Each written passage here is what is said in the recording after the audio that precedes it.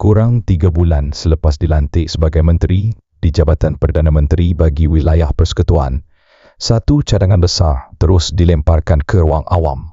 Pemilihan Datuk Bandar, pilihan raya Dewan Bandaraya. Di atas kertas, ia kedengaran indah. Demokrasi tempatan, integriti, kecekapan.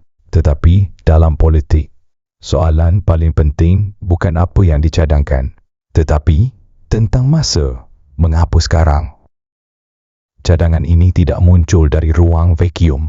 Ia datang sejurus selepas kegagalan rang undang-undang pembaharuan semula Bandar URA yang menerima bantahan besar daripada masyarakat dan pembangkang.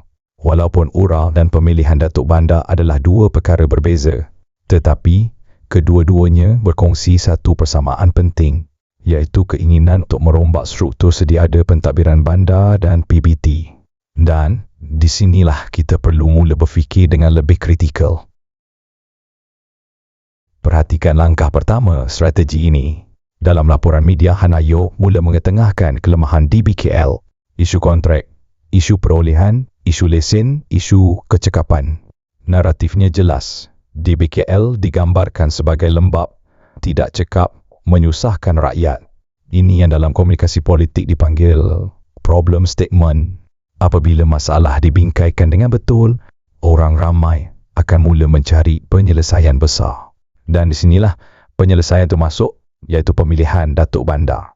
Di permukaan, ia kelihatan logik. Masalah besar, penyelesaian besar. Pada masa yang sama, cadangan ini diperkukuhkan dengan satu ayat penting, kajian bebas dan tidak berpihak sedang dijalankan.